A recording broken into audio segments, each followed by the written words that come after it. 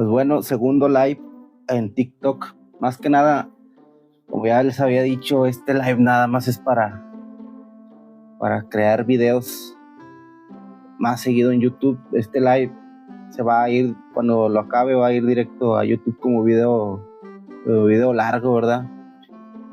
Y pues lo que vamos a hacer en este live va a ser leer. En el live pasado leímos el retrato oval de este libro, Narraciones Extraordinarias de Edgar Allan Poe. Leímos el retrato oval y esta noche vamos a leer El gato negro. Vamos a leerlo antes de dormir y ya, vamos a ver qué sale. Como les digo, este video es para que se quede para YouTube y pues a ver qué sale, a ver qué tal este cuento corto de Edgar Allan Poe y qué nos deja. Antes de leer, pues los invito a unirse, a suscribirse. No sé cómo está la banda aquí en TikTok, pero ahí denle. Y bueno, vamos a leer el cuento El gato negro. Dice: es posible que no se conceda el menor crédito a la extraña, aunque verídica historia que voy a contar. Sería insensato esperarlo cuando mis propios sentidos rechazan su testimonio. Sin embargo, no estoy loco y tampoco lo he soñado. Pero si muero mañana, quiero aliviar hoy mi alma, y para ello me propongo presentar ante el mundo clara, sucintamente y sin comentarios, una serie de sucesos domésticos que, por sus consecuencias, me han torturado y anonadado. Solo quisiera que fuera posible alcanzarlos. A mí únicamente horror me han causado, pero quizás a muchas personas, más que espantosos, les parecerían increíbles. Quizá con el tiempo surja una inteligencia menos excitable que la mía, una inteligencia serena y lógica que lea estas páginas y sea capaz de darle a mi visión una forma regular y tangible, y que no encuentre en las circunstancias que aquí relato con horror más que una sucesión de causas y efectos naturales. La docilidad y el afecto hacia todo fueron mis características más notables durante la niñez, y mi ternura de corazón era tan extremada que muchas veces ocasionó las burlas de mis camaradas. Tuve un gran afición por los animales y mi familia me había permitido poseer una buena variedad de ellos. Pasaba mucho tiempo en su compañía y nada me hacía más feliz que darles de comer y acariciarlos. Esta forma mía de ser aumentó con los años, y al crecer y hacerme hombre, la relación con los animales llegó a constituir uno de mis principales placeres. Para quienes han tenido cariño por un perro fiel e inteligente, no es preciso que explique la naturaleza y la intensidad de goces que esto puede proporcionar. En la abnegación y el desinteresado amor de un animal hay algo que va derecho al corazón del que ha tenido frecuentes ocasiones de experimentar su amistad y su fidelidad sin límites. En mi esposa, con la cual me casé joven, tuve la suerte de encontrar una disposición semejante a la mía, al tanto de mí una inclinación hacia los animales domésticos. Con frecuencia ella se ocupaba de proporcionarme de las especies más agradables. Tenía pájaros, un pez dorado, un perro amigo hermoso, conejos, un pequeño mono y un gato. Este último completamente negro. Era tan robusto como bello y de una sagacidad maravillosa. Respecto a su inteligencia, mi mujer, que en el fondo era bastante supersticiosa, hacía frecuentes alusiones a la antigua creencia popular que veía brujas disfrazadas en todos los gatos negros. Esto no significa que ella tomase esta preocupación muy en serio. Era más bien una broma cordial. Y si lo menciono, es solo porque en ese momento lo he recordado. El gato se llamaba Plutón y era mi amigo y camarada favorito. Yo le daba siempre de comer y él me seguía por todos los rincones de la casa. Eso no me molestaba en lo absoluto, y tan unidos estamos que hasta llegué a permitirle que me acompañara por las calles. Nuestra amistad subsistió así muchos años, y todo fue bien entre nosotros hasta que mi carácter, por obra del demonio de la intemperancia, digámoslo más claro aunque más me avergüence confesarlo, el alcoholismo, sufrió una alteración radical. Entre grado a vicio, día a día me volví más taciturno, más irritable y más indiferente a los sentimientos ajenos. Llegué a emplear un lenguaje brutal con mi mujer, y más tarde hasta la injurié con violencias personales. Mis pobres animales favoritos sufrieron también este cambio en mis actitudes, pues ya no solamente los abandonaba, sino que llegué a maltratarlos. El afecto que todavía conservaba por Plutón me impedía golpearlo, y aunque en mis crisis alcohólicas no tenía escrúpulos en maltratar a los conejos, al mono y aún al perro, cuando por acaso o por cariño se atravesaban en mi camino. Mi enfermedad me invadía cada vez más, pues ¿qué enfermedad es comparable al alcoholismo? y con el tiempo hasta el mismo Plutón, que entre tanto envejecía y naturalmente se iba haciendo un poco irritable, empezó a sufrir las consecuencias de mi mal humor. Una noche entré en casa completamente borracho y me pareció que el gato evitaba mi vista. Lo agarré, pero él, espantado de mi violencia, me mordió una mano haciéndome una herida leve. Sentí que el alma abandonaba mi cuerpo y una rabia más que diabólica, saturada de ginebra, penetró en cada fibra de mi ser. Saqué del bolsillo del chaleco una cortaplumas, lo abrí, agarré al pobre animal por la garganta y le hice saltar un ojo de su órbita. Al recordar esta abominable atrocidad, me avergüenzo, me consumo y me estremezco. Por la mañana, al recuperar la razón, cuando se hubieron disipado los vapores de mi locura nocturna, experimenté un gran horror y remordimiento por el crimen que había cometido. Pero mi reacción no pasó de un débil e inestable pensamiento, y ni mi conciencia ni mi alma cambiaron. Por el contrario, persistí mis excesos, y muy pronto ahogué en vino todo recuerdo de mi criminal acción. El pobre gato sanó lentamente. La órbita del ojo perdido presentaba en verdad un aspecto horroroso, pero en delante no pareció sufrir. Iba y venía por la casa, según su costumbre, pero huía de mí con indecible pánico. Aunque entre borrachera y borrachera, aún quedaba en mí suficiente benevolencia para sentirme afligido por esa antipatía evidente de parte de un ser que tanto me había amado. A este sentimiento bien pronto sucedió la irritación y la intolerancia alcohólicas. Entonces se desarrolló, para mi postrera e irrevocable caída, el espíritu de la perversidad, de la que la filosofía ni hace mención. Porque con la misma seguridad con que creo que existe mi alma, creo que también la perversidad es uno de mis impulsos primitivos del corazón humano y uno de los sentimientos elementales que dominan el carácter del hombre.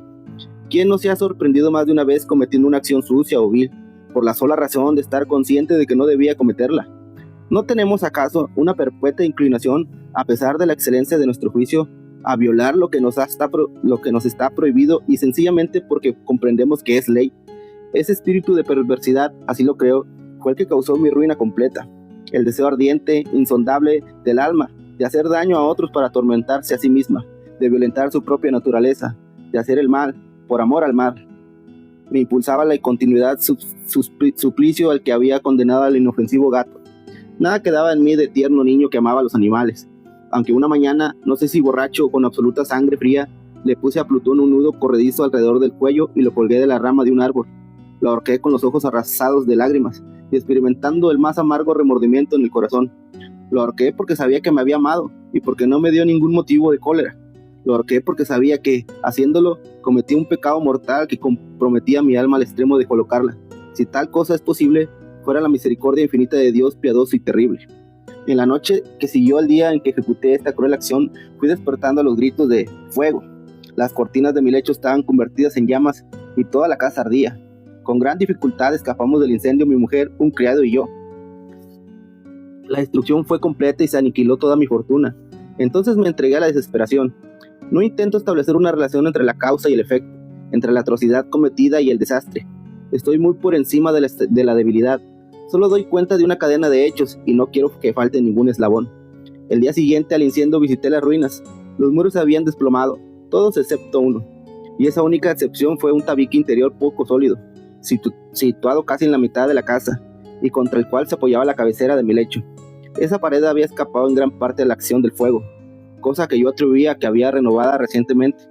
En torno a ese muro se agrupaba una multitud de gente, y muchas personas parecían examinar algo muy peculiar con minuciosa y viva atención. Las expresiones extraño, singular y otras semejantes provocaron mi curiosidad. Me aproximé y vi, a manera de un bajo relieve esculpido sobre la blanca superficie, la figura de un gigantesco gato. La imagen estaba estampada con exactitud verdaderamente maravillosa. Había una cuerda alrededor del cuello del animal.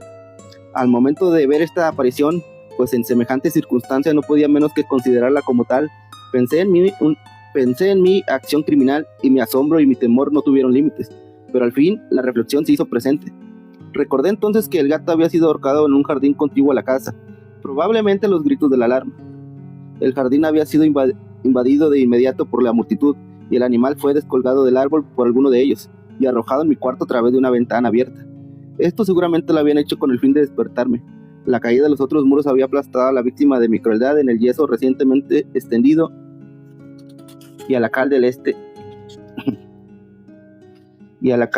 muro combinada con las llamas y el amoníaco desprendido del cadáver, habrían formado la imagen tal como yo la veía. Merced a este artificio logré satisfacer muy pronto a mi razón, lo que no pude hacer tan rápidamente con mi conciencia, porque ese suceso sorprendentemente se grabó en mi imaginación de una manera profunda. Hasta pasados largos meses no pude desprenderme del espectro del gato, y durante ese periodo envolvió a mi alma una especie de sentimiento muy semejante al remordimiento. Llegué a llorar la pérdida del animal y a buscar en torno mío, en los tugurios miserables que frecuentaba habitualmente, otro favorito de la misma especie y parecido a él que lo reemplazara.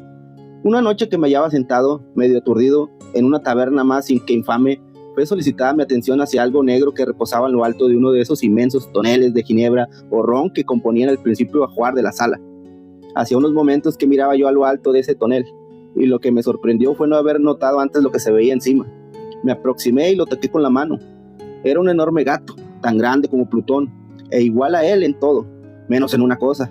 Plutón no tenía ni un pelo blanco en todo el cuerpo. En cambio, este tenía una salpicadura larga y blanca, de forma indefinida, que le cubría casi toda la región del pecho. No bien lo hube acariciado cuando se levantó súbitamente. Prorrumpió un continuado ronquido, se frotó contra mi mano y apareció contento de mi atención. Era ese, pues, el verdadero animal que yo buscaba. Al momento le propuse al dueño de la taberna que me lo vendiera, pero este no se dio ni por enterado. Me llamó la atención el hecho de que yo no conocía a ese tabernero ni recordaba haberlo visto antes. Continué acariciando el gato y, cuando me dispuse a regresar a mi casa, el animal se mostró decidido a acompañarme. Le permití que lo hiciera, agachándome de cuando en cuando para acariciarlo durante el camino. Cuando llegamos a casa pareció contento y satisfecho, haciendo enseguida gran amistad con mi mujer. Por mi parte, dada la inestabilidad emocional en la que entonces vivía, rápidamente la simpatía inicial que había sentido por él se transformó en fuerte antipatía. Era todo lo contrario de lo que yo había esperado. No sé cómo ni por qué sucedió eso. Su empalagosa ternura me disgustaba, fatigándome casi. Estos sentimientos de disgusto y fastidio fueron poco a poco convirtiéndose en rechazo primero y luego en odio. Esquivada de su presencia, pero una especie de sensación de bochorno y el recuerdo de mi primer acto de crueldad gratuita me impidieron maltratarlo, y durante algunas semanas me abstuve de tratarlo con violencia. Llegué a sentir por él un indecible horror y a huir silenciosamente de su odiosa presencia como de la peste.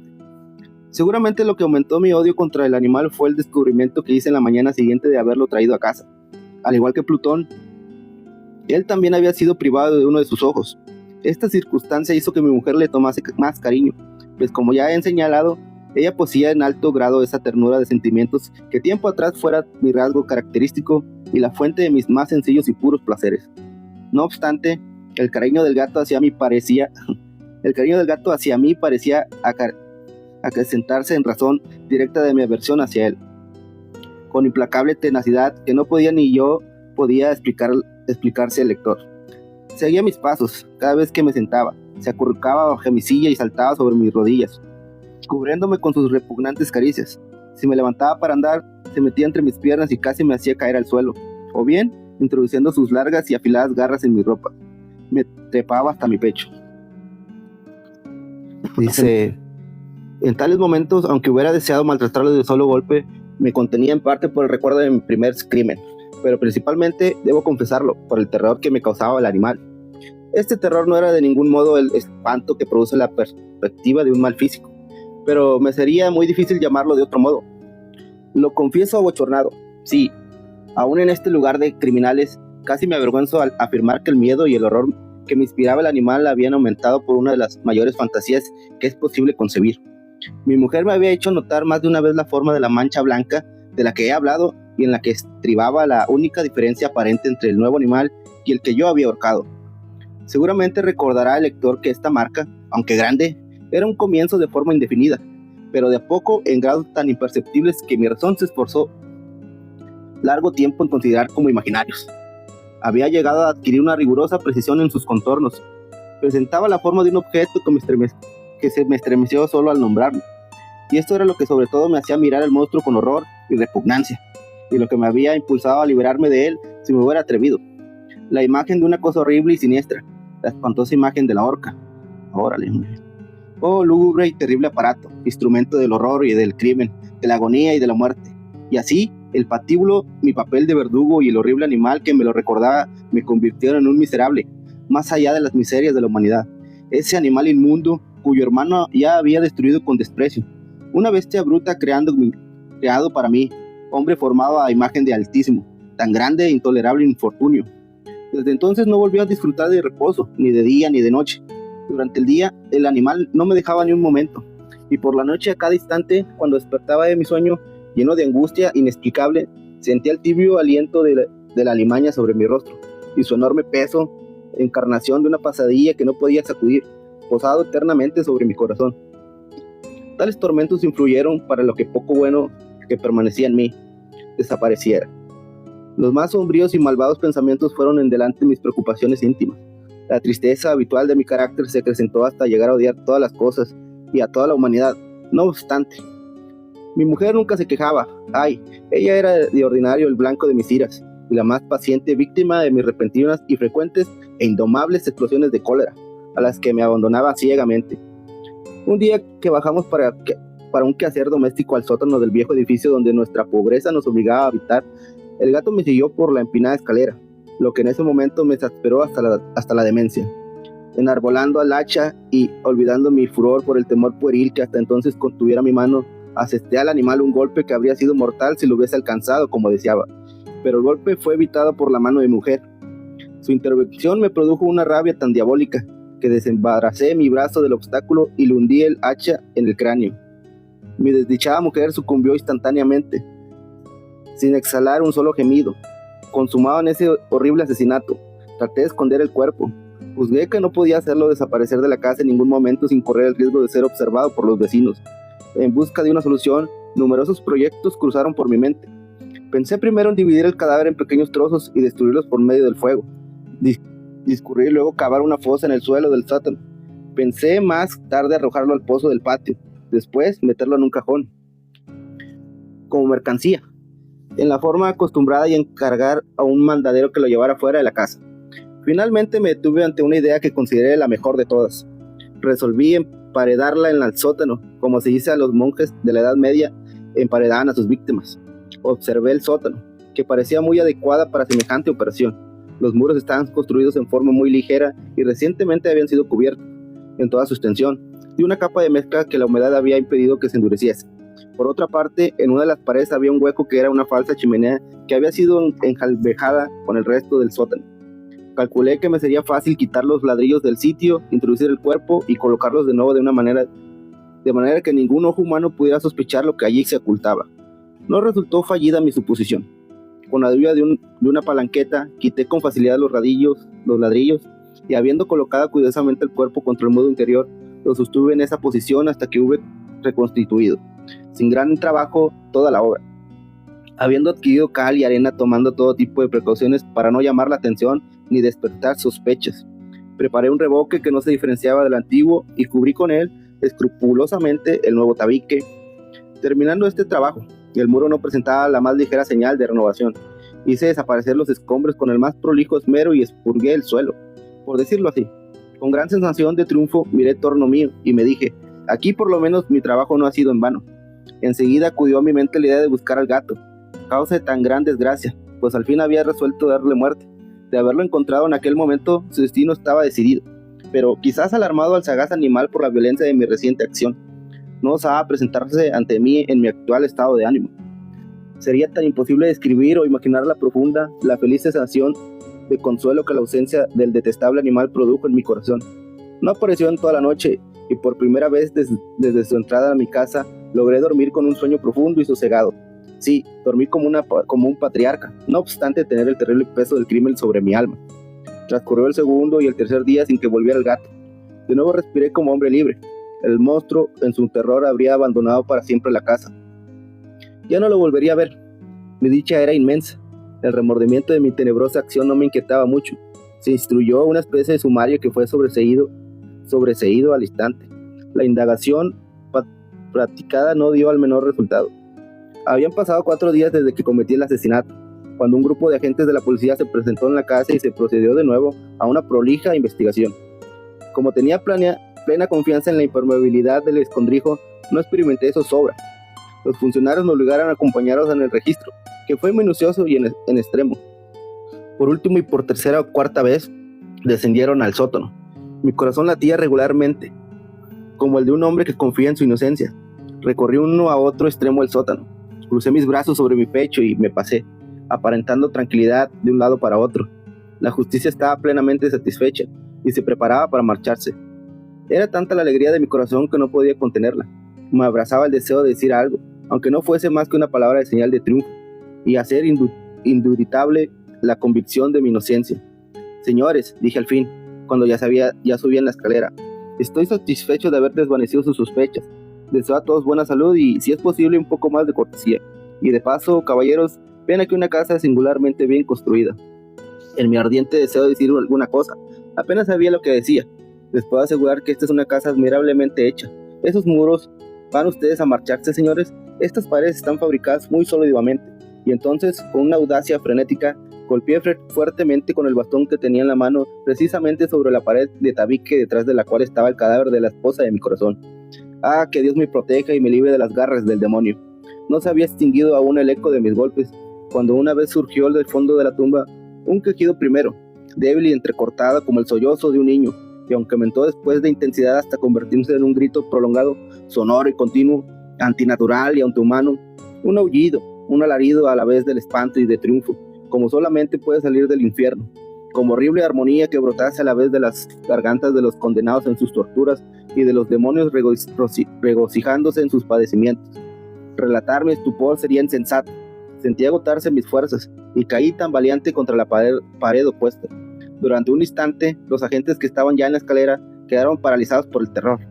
Un momento después, una docena de brazos vigorosos caían demoledores sobre el muro, que se vino a tierra enseguida.